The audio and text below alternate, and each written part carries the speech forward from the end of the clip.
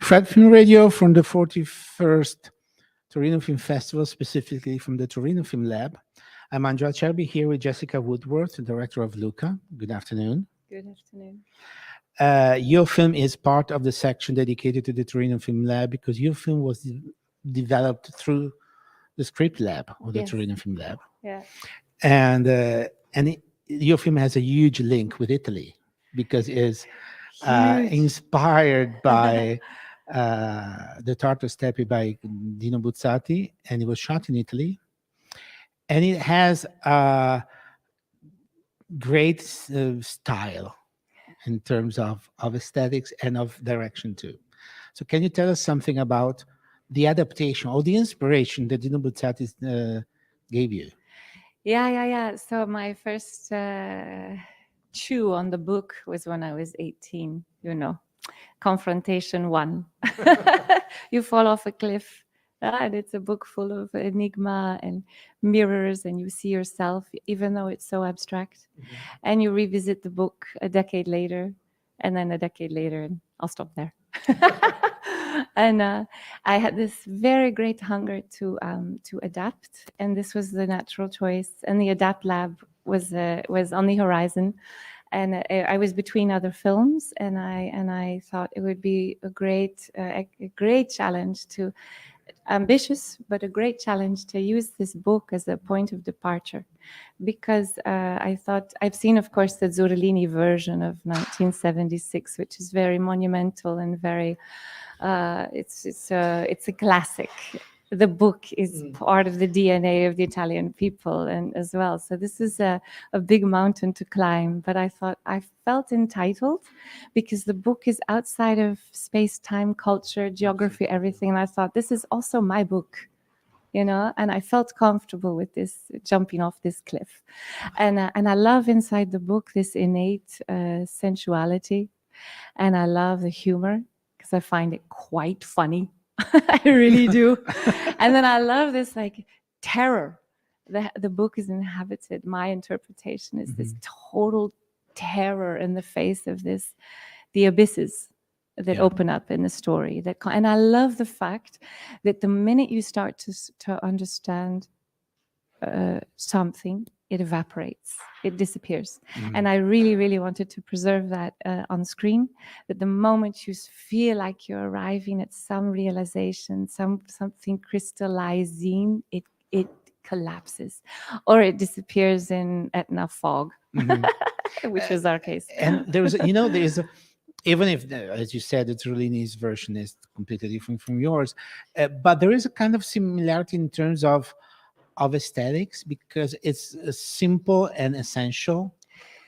Yes. Both his and yours in different ways. I mean, but there is this kind of need to strip everything down in order to not to overcharge too much. It's very interesting you say that. You're the first to say that, but you're absolutely right, because I think the process here in the book, it requires this. You have to essentialize constantly and ask yourself, is it necessary? Is it necessary? Is it necessary? And I did that constantly from day one.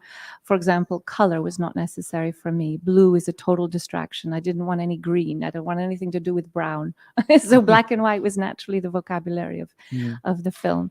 And then the spaces had to have a degree of emptiness. And then, of course, there's the study of lenses, how to hold on to it so it doesn't fall apart. Yeah. And then the silences as well, which you have to consider from day one. Yeah. Which is true that I didn't notice, I didn't think about the silence, but there is not much music in the film. No. There is when it's needed. Yes. And it's very wonderful. Because it's Teo Teardo. I know. Italian composer, great. One of the best, in my personal opinion. Yeah. But you were brave enough not to be taken away by the beauty of the music when it was not needed, which is a mistake. This is very often done, to overcharge, to over musician. We had to walk this delicate line constantly, keeping the viewer engaged. I mean, a bunch of guys waiting is a recipe for disaster on screen. I mean, in the script, LUKA staring at the horizon was 75 times, and the financiers were like, "This isn't going to work." So how do you keep attention? You have to trust Mhm. Trust the viewer. Trust the viewer that when they fall into something that feels slightly empty, they have to fill it up themselves. Yeah. And that's okay. And not enough films grant us that space and time. And I think that people are hungry for that. So if you're open for it, and if you give in to that, and also to the physicality of the film, because I wanted it to be a very visceral experience. It's all coming from the gut. Yeah. It's not a cerebral journey, this. Not really. No, no, no. You it's can right. fuss around and make it one, sure, but that's not the point. So it's supposed to be a very physical journey through this story. And you managed to have like a perfectly chosen cast. No, It because they took were some very. time. I mean, no, really. I mean, the three young The boys. soldiers. Yeah. They are perfectly. They are very different, Yeah. but they have the same soul, but very Yeah. different aspects. So, Yeah, which they is, do. and I mean, Yeah. involving for us viewers Yeah.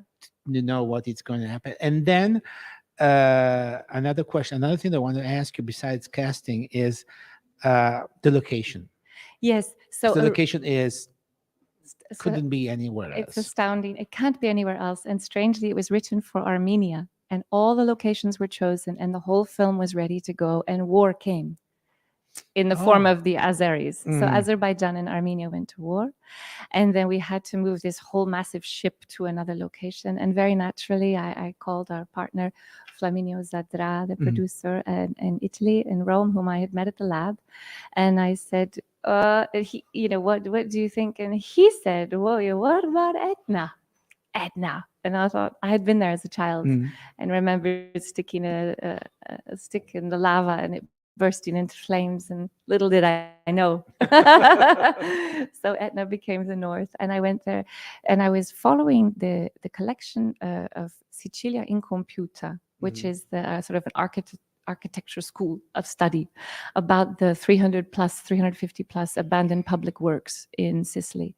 And among these works are, Olympic-sized swimming pools that are 49 meters long, bridges that go nowhere, and La Diga di Blufi above Palermo, this unfinished dam, which is ripe with story.